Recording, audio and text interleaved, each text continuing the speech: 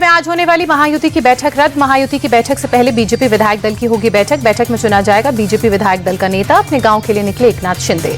1 या 2 दिसंबर को हो सकता है सीएम के नाम का ऐलान। दिल्ली से आने वाले दोनों पर्यवेक्षकों की मौजूदगी में होगा ऐलान। महाराष्ट्र में नई सरकार का फॉर्मूला हुआ तैयार। दिल्ली में अमित शाह के घर पर देर रात 2.25 घंटे तक चली बैठक में तैयार हुआ फॉर्मूला। सूत्रों के मुताबिक एकनाथ शिंदे और अजीत पवार ने बतौर सीएम देवेंद्र फडणवीस के नाम पर जताया समर्थन। मुंबई में अगले 2 दिन में होने वाली विधायक दल की बैठक में होगा नेता के नाम का ऐलान। सूत्रों के मुताबिक अजीत पवार और एकनाथ शिंदे होंगे डिप्टी सीएम। अजीत पवार को वित्त मंत्रालय और एकनाथ शिंदे को अर्बन डेवलपमेंट के बदले रेवेन्यू और पीडब्ल्यूडी विभाग देने पर चर्चा।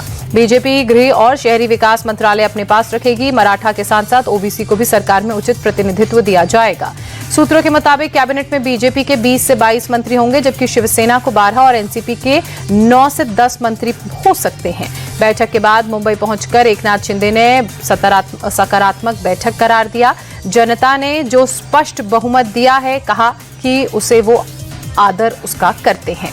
उद्धव गुट के संजय राउत ने एकनाथ शिंदे और अजीत पवार पर तंज कसते हुए कहा, महाराष्ट्र से जुड़ी सभी बातें दिल्ली में तय होंगी। एकनाथ शिंदे और अजीत पवार को अपने मुद्दे रखने के लिए बार बार दिल्ली आना होगा।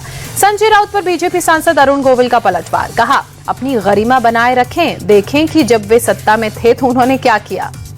संसद के शीतकालीन सत्र का 5वां दिन आज सदन की कार्यवाही शुरू होते ही लोकसभा में अडानी और संभल के मुद्दे पर विपक्ष का हंगामा हुआ। आप सांसद राघव चड्ढा ने बांग्लादेश में हिंदुओं पर हो रहे अत्याचार का मुद्दा उठाया। स्थगन प्रस्ताव देकर सरकार से संसद में चर्चा की मांग की। कहा, चिन्मय दास की गिरफ्तारी के खिलाफ निंदा प्रस्ताव लाए हो, पास हो। बार बार संसद स्थगित होने पर कांग्रेस सांसद कुमारी शैलजा का बयान है, सरकार की कोई रुचि नहीं है कि संसद चले। देश हित के किसी मुद्दे पर ये बहस नहीं चाहते। डिंपल यादव ने सोमवार को सदन चलने की जताई संभावना। कहा, उम्मीद है कि हम जो बात रखना चाहते हैं वो हमें रखने दी जाएगी। संसद के दोनों सदन स्थगित होने पर बोले बीजेपी सांसद रवि किशन, हरियाणा और महाराष्ट्र की हार उनसे बर्दाश्त नहीं हुई। ये लोग सकारात्मक राजनीति नहीं समझ पाए। यूपी उपचुनाव में जीतने वाले बीजेपी विधायकों की शपथ। यूपी विधानसभा अध्यक्ष ने दिलाई विधायकों को शपथ। शपथ ग्रहण समारोह में सीएम योगी भी मौजूद रहे। जीते हुए विधायकों का बीजेपी मुख्यालय में होगा अभिनंदन। उपचुनाव में एनडीए ने 9 में से 7 सीटें जीती। 6 बीजेपी और 1 आरएलडी विधायक के खाते में गई। आरजेडी प्रमुख लालू यादव ने किया दावा। कहा, हमारी पार्टी को अगले साल होने वाले बिहार चुनाव में बहुमत मिलेगा। टीएमसी नेता कुंतल घोष को सुप्रीम कोर्ट से जमानत मिली। पश्चिम बंगाल शिक्षक भर्ती घोटाले में थे आरोपी। बिरसा मुंडा के परपोते मंगल मुंडा का रांची के रिम्स में निधन हुआ। सोमवार को सड़क दुर्घटना में गंभीर रूप से घायल हो गए थे मंगल मुंडा।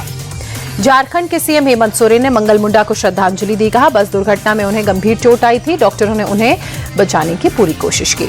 संभल जामा मस्जिद केस में सुप्रीम कोर्ट का बड़ा निर्देश। चीफ जस्टिस की बेंच ने कहा, निचली अदालत इस केस में फिलहाल कोई कार्रवाई ना करे। सुप्रीम कोर्ट ने कहा, हाई कोर्ट में अपील दाखिल कर सकती है मस्जिद कमेटी, तब तक कोई कार्रवाई ना हो। 8 जनवरी 2025 तक कोई ऑर्डर ना दे ट्रायल कोर्ट।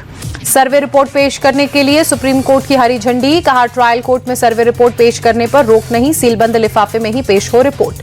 सुप्रीम कोर्ट ने संभल में हर हाल में शांति और सद्भाव बनाए रखने को कहा। जिला प्रशासन को पीस कमेटी का गठन करने का निर्देश।